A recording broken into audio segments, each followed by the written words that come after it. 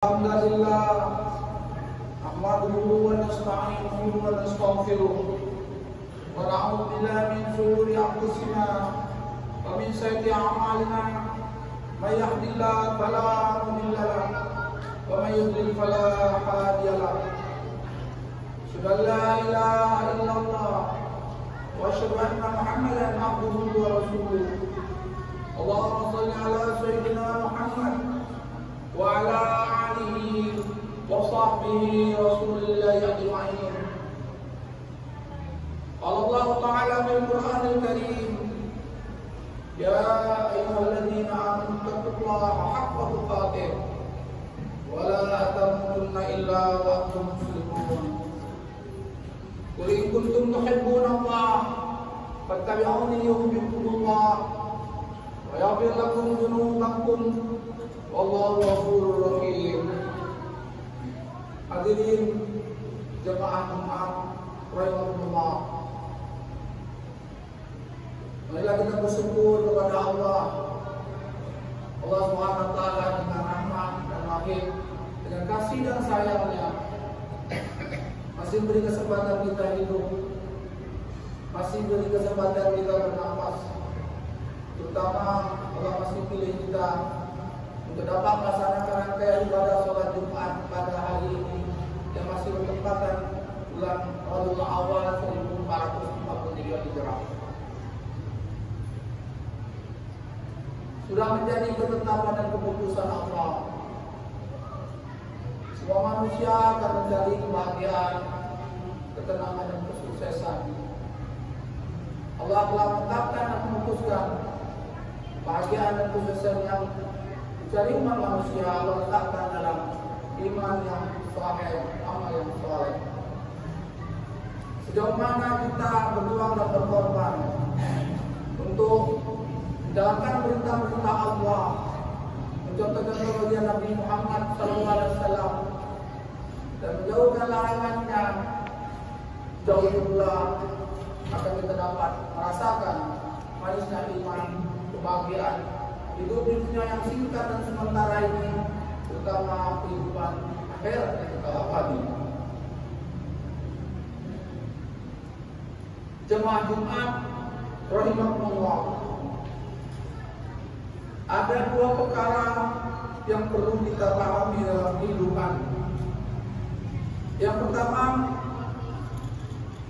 ulama katakan dalam kehidupan ini ada yang dinamakan darajatul hayat atau keperluan hidup, dalam bahasa lain social life.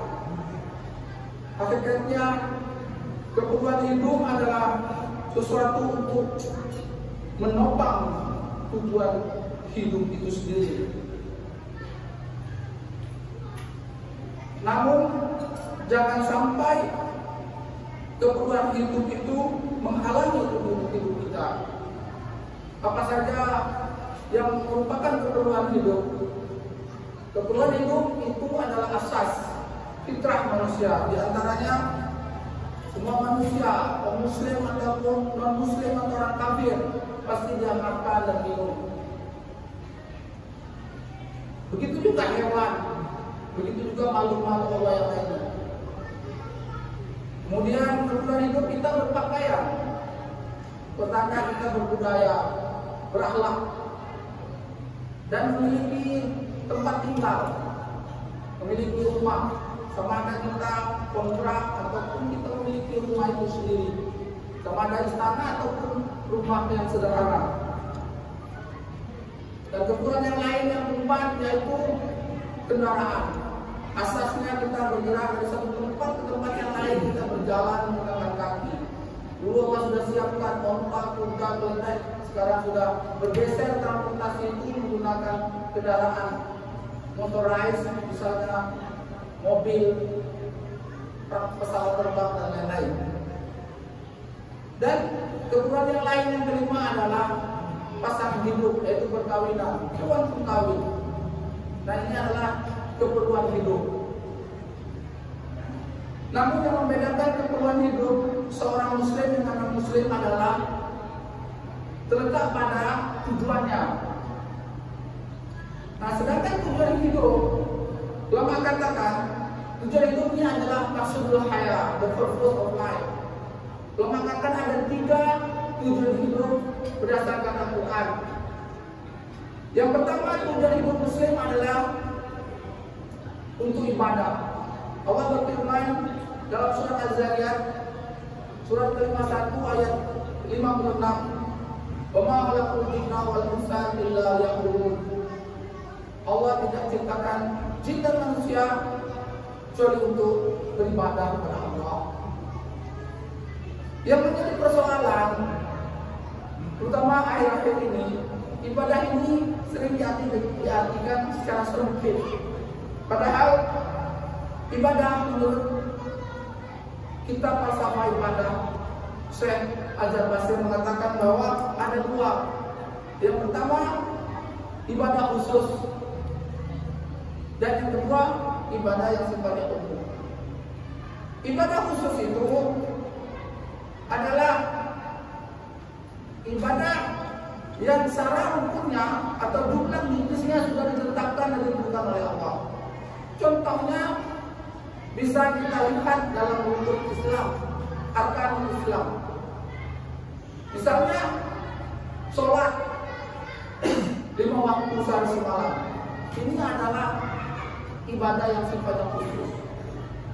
Tempatnya, waktunya, caranya sudah ditentukan, baik dalam Al-Quran dan dilengkapi di dalam hadis. Suatu itu musalli. Nah, yang lain daripada itu, ibadah khusus adalah puasa. Puasa Ramadan tidak boleh dilaksanakan di bulan lain. Ini adalah ibadah khusus. Tempat, waktunya, caranya sudah ditentukan dan sudah ditetapkan. Jika kita melaksanakan dengan berkualitas. Yang lain adalah kita mengeluarkan zakat. Zakat fitrah, zakat mal. Kalau zakat fitrah waktunya di bulan Ramadan sampai waktu hari raya Idul Fitri. Sedangkan zakat mal boleh waktu yang lain. Tapi semuanya ada nisab dan ketentuan batasnya dan haulnya waktunya. Begitu juga yang terakhir, yang ibadah yang khusus, yang sifatnya seumur hidup bagi yang mampu, yaitu melaksanakan ibadah haji ke Mekah atau Mukarramah. Bulannya Dzulhijjah, ada rukunnya, ada wajibnya, dan semua sudah ditentukan. Dan yang kedua adalah ibadah yang sifatnya umum. Nah, ibadah yang sifatnya umum ini bukan kita boleh buat sembarangan, tetapi tidak bertentangan dengan syariat. Namun diberikan kebebasan kita sesuai dengan kemampuan kita. Contoh, ada orang yang mampu sedekah 1000, ada yang mampu sedekah 1 juta, ada yang mampu sedekah 9. Jadi tidak dibatasi. Namun itu sedekah itu juga merupakan ibadah. Ada yang mampu berzikir 33, ada yang 100, ada yang 1000, ada yang 1000. Tidak dibatasi. Sholat, ada yang mampu sholat tahajud, duha, rawatib, dan lain sebagainya. Bahkan duha ada yang mampu 2, ada yang mampu 4, ada yang mampu 8. Ini dipersilahkan. Itu juga ibadah yang sifatnya am, dan juga ada tuntunannya dan tidak berdasarkan dengan syariat. Di samping itu kita kuliah, kita belajar, kita menuntut ilmu, kita bekerja, mencari nafkah sesuai dengan keadaan kita. Ada yang menjadi engineering, ada yang menjadi lawyer, ada yang menjadi dokter, ada yang menjadi anggota dewan dan lain sebagainya, presiden. Itu juga kalau tidak bertentangan dengan syariat dan membuat amrun awal dan amrun nas, dia pun beribadah ibadah. Inilah agama Islam. Jemaah rahimahullah. Yang kedua, maksudul hayat, tujuan hidup Muslim ini adalah sebagai khalifah fil ardh. Allah berfirman dalam surah Al-Baqarah, surat kedua ayat 30. Wa idh qala rabbuka lil malaikati inni za'ilun fil ardhi khalifah. Allah sampaikan, kabarkan kepada malaikat, Allah akan menciptakan makhluknya, yaitu manusia. Nah, sebagai apa manusia yang diciptakan ini? Malaikat setan lebih dulu diciptakan, sedangkan manusia yang terakhir. Bahkan dengan tumbuh-tumbuh dan hewan, lebih dulu tumbuh-tumbuh dan hewan. Ini sebagai apa? Keperluan dari manusia ini untuk menjadi fasilitas manusia. Nah, namun maksud Allah ciptakan itu yang pertama tadi ibadah, yang kedua sebagai khalifah fil ardh. Khalifah fil ardh di sini untuk memakmurkan, untuk menyejahterakan kehidupan. Bisa sebagai seorang raja, presiden, gubernur ataupun wali kota, tapi bisa juga kita mensejahterakan itu kepemimpinan terbatas kita sebagai keluarga, bapak rumah tangga ataupun yang sekutu-sekutunya yang terbatas. Namun hakikatnya adalah bagaimana kemanfaatannya, baik hablum minallah dan juga hablum minannas. Kita lihat, kita bisa merenung lihat sejarah. Waktu Nabi Adam diciptakan tidak ada masyarakat. Dia, Hawa dan anak-anaknya tidak ada. Maka pada waktu itu Allah sampaikan bahwa Adam sebagai khalifah fil ardh. Itu bagaimana untuk menyejahterakan, memakmurkan kehidupan, terutama kehidupan di dunia atau di muka bumi ini. Dan yang ketiga, maksudul hayat, tujuan hidup muslim adalah khairul ummah, untuk kita mengajak orang pada kebaikan dan mencegah kemungkaran. Allah berfirman dalam surah Al-Imran, surah ketiga ayat 110. Kuntum khairu ummatin ukhrijat lin-nas ta'muruna bil ma'ruf wa tanhauna 'anil munkar wa tu'minuna billah. Allah berfirman, kamu, kita semua umat muslim ini adalah khairu ummah. Dilahirkan sebagai khairu ummah. Khairu ummah ini adalah ummah yang terbaik, the best ummah. Indikatornya adalah yang asas mengajak kepada kebaikan, ta'muruna bil ma'ruf, namun jangan lupa mencegah daripada kemungkaran. Apa ujungnya? Tu'minuna billah, untuk kita beriman kepada Allah. Bukan hanya popularitas, bukan hanya untuk membangga-banggaan. Kalaupun menjadi populer dan seterusnya itu berwajib Allah. Intinya adalah mengajak diri, mengajak keluarga, mengajak umat ini untuk taat kepada Allah Subhanahu wa Ta'ala. Namun kalau kita renungkan saat ini, umat Islam mengapa termarginalkan, baik secara komunal, masyarakat, bernegara, berbangsa, ataupun secara pribadi. Nah, kita sadar ataupun tidak sadar, lama kita dijajah, dan sekarang pun walaupun tidak dijajah dengan sergamu, dengan kekuatan militer, dengan senjata, tapi kita mulai sekarang dijajah dengan apa?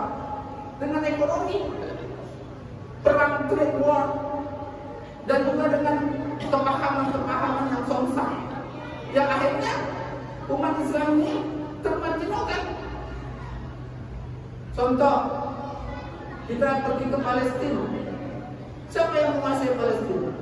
Padahal kalau kita merenung, 3 tempat wihara yang dianjurkan Rasulullah. Pertama, kita dianjurkan untuk pergi ke Masjidil Haram, Mekah Al-Mukarramah. Bahkan ganjaran kalau kita sholat di Haram itu 100.000 kali dibandingkan masjid-masjid yang ada di muka bumi. Yang kedua, kita ke Masjid Nabawi, Madinatul Rasul. Nah, ini diganjar menurut hadis ada 10.000. Nah, dan yang ketiga adalah Masjidil Aqsa. Alhamdulillah, Masjidil Haram dan Masjid Nabawi dihikmat atau dipimpin oleh kerajaan Saudi. Nah, sedangkan di Palestina dipegang oleh Israel dan mudah kita masuk Islam. Itu dari sisi lain. Yang lain daripada itu banyak negara-negara Islam, baik yang kecil yang besar, memang pemimpinnya Islam, tapi tidak sedikit konsep pemikirannya, kepemimpinannya itu diatur oleh orang-orang negara-negara yang dikuasai oleh Islam. Inilah persoalannya. Lalu mengapa ini sampai terjadi? Sudah lama Rasulullah katakan, "Taraku bikum amrain In tamassaktum bihima lan tadillu abada kitabullah wa sunnatir rasulih. Kenapa? Umat Islam yang kembali kepada asasnya. Umat Islam meninggalkan konsep asasnya, konsep dasarnya, yaitu kitabullah, Quran Karim dan sunnah Rasulullah Sallallahu Alaihi Wasallam. Rasulullah katakan, "Man ahya sunnati faqad ahabbani wa man ahabbani kana fil jannah." Man ahya sunnati, siapa yang menghidupkan sunnahku, maka dia cinta sama aku. Kalau dia cinta sama aku, dia akan mendapat bahagia. Dia akan bersama aku di surga. Di surga bersama Rasulullah, di dunia aku dia menjadi khalifah. Contoh, umat Islam pernah berjaya 3 abad. Khairul Qurni, masa Rasulullah, masa sahabat Abu Bakar, Umar, Utsman, Ali, dan seterusnya masa sahabat. 2/3 dunia takluk kepada Madinah. Ini fakta. Apabila iman saleh, amal saleh, kita berpegang kepada Al-Quran, kita hidupkan sunnah Rasulullah, Allah janji dunia hasanah, akhirat pun ditunggu di surga. Jemaah Jumat rahimahumullah. Nah, inilah yang harus kita renungkan. Dan ini bukanlah hanya tanggung jawab kiai saja, ustaz saja, cikgu atau guru saja, tapi adalah kuntum khairal ummah. Kita semua punya tanggung jawab. Tak ada lagi nabi yang akan diutus. Rasulullah SAW ini adalah khataman nabiyyin dan sudah lengkap ya menyampaikan risalah ini. Baik dalam Al-Quran sebagai hudan nasi wa bayyinatin minal huda wal furqan, dan dalam hadis-hadis dan sunnah Rasulullah SAW. Tinggal sejauh mana kita berjuang, sejauh mana kita berkorban dengan benar, dengan ikhlas, janji Allah pasti akan datang. Nah, inilah yang menjadi renungan kita semua. Mudah-mudahan keperluan hidup kita jalankan sebagaimana dicontohkan Rasulullah, dan maksud hidup kita yang pertama adalah sebagai ibadah kepada Allah, untuk ibadah kepada Allah sebagai khalifah fil ardh dan sebagai khairul ummah. Mudah-mudahan terus kita tingkatkan kualitasnya, sehingga apa yang diharapkan kita menjadi insan yang bertakwa, sehingga kita akan mendapatkan kebahagiaan di dunia yang singkat dan sementara ini, dan kebahagiaan di akhirat yang kekal abadi selama-lamanya. Barakallahu fil Qur'an azim. Barakatuh wa barakatuh Nabi dan ayatul mungkin. Taqabbal minni wa minkum tilawatahu innahu was-sami'ul 'alim. Allahumma shalli ala sayyidina Muhammad wa ala ali sayyidina Muhammad. Alhamdulillah, alhamdulillah arsala rasulahu bil huda wa dinil haqq liyudhhirahu 'ala dini kullih wa kafa billahi shahida. La ilaha illallah wa asyhadu anna Muhammadan abduhu wa rasuluh. Jemaah rahimahullah. Semua manusia di samping mencari keberuntungan juga mencari kebahagiaan dan kesuksesan. Di dalam Al-Quran yang terdapat 114 surat, yang terdapat 6.236 ayat, yang merupakan petunjuk, guidance untuk kita mendapatkan kebahagiaan dan keselamatan tersebut. Imam Syafi'i katakan ada satu surah yang pendek, banyak kita yang sudah hafal. Namun ini apabila kita pahami dan kita aplikasikan dalam kehidupan, ini mengantarkan keberuntungan dan kebahagiaan tersebut. Wal asr, demi masa, innal insana lafi khusr. Sungguh semua manusia itu merugi. Orang kaya merugi, raja, presiden, gubernur, wali kota merugi. Apalagi orang miskin ataupun orang yang malas. Siapa yang tidak merugi tersebut? Illal ladzina amanu, apabila dia beriman, iman yang sahih, iman yang betul. Nah, cukupkah hanya kita mengatakan beriman? Dan orang kafir orang sekarang mengatakan iman tanpa ada penyembah jabatan? Belum. Maka kita harus buktikan iman itu, yaitu dengan wa amilus shalih. Seperti air buktinya basah, api buktinya panas, gula buktinya manis, garam buktinya asin, cabai buktinya pedas. Iman harus dibukti dengan wa'amal soleh, beramal soleh, terutama yang fardu-fardu, dan kita lengkapi, kita sempurnakan dengan amal atau ibadah sunnah. Beramal belum cukup. Ayat ini melanjutkan wa tawasau bil haq. Kita saling mengingatkan, saling menasihatkan dengan kasih sayang, dengan amanah, bukan dengan menghukumi ataupun dengan kasar. Tidak. Kalau terjadi clash, perang antara masyarakat itu intensif, untuk Rasulullah mau perang karena diserang untuk menyelamatkan. Padahal Rasulullah itu menyelamatkan baik dunianya sampai akhirat. Sudah kita mengajak, itu masih kurang. Satu lagi Allah sabar. Kita tak sabar. Mungkin hari ini belum, mudah-mudahan esok belum, mungkin ada apa-apanya tidak. Insya Allah ada. Inilah kontinuitas yang harus kita hayati dan kita jalani step by step selama ini. Allah Ta'ala fil Quran Al-Karim, inna Allah wa malaikatahu yusholluna 'alan nabi ya ayyuhalladzina amanu shollu 'alaihi wa sallimu taslima. Allahumma shalli 'ala sayyidina Muhammad wa 'ala ali sayyidina Muhammad kama shallaita 'ala sayyidina Ibrahim wa 'ala ali sayyidina Ibrahim wa barik 'ala sayyidina Muhammad wa 'ala ali sayyidina Muhammad kama barakta 'ala sayyidina Ibrahim wa 'ala ali sayyidina Ibrahim fil 'alamin innaka Hamidum Majid. Allahumma ighfir lil mu'minin wal mu'minat wal muslimin wal muslimat al-ahya'i wal amwat. Allahumma arinal haqqa haqqan warzuqna ittiba'ah wa arinal batila batilan warzuqna ijtinabah. Rabbana la tuzigh qulubana ba'da idh hadaytana wa hab lana min ladunka rahmatan innaka antal wahhab. Rabbana zalamna anfusana wa illam taghfir lana wa tarhamna lanakunanna minal khasirin. Rabbana atina fid dunya hasanah wa fil akhirati hasanah wa qina adzabannar. Ibadallah, inna Allaha ya'muru bil 'adli wal ihsan wa ita'i dzil qurba wa yanha 'anil fahsya'i wal munkari wal baghi ya'idhukum la'allakum tadhakkarun. Fadhkurullaha yazkurkum wa yadhkurukum katsiran la'allakum tuflihun.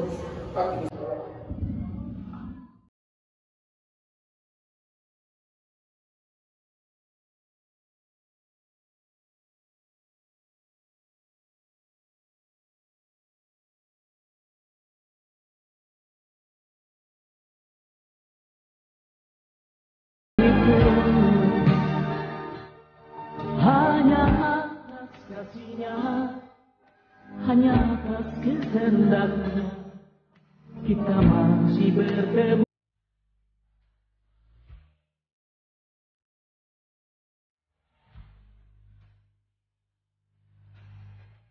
Bintang demi bintang, kita dapat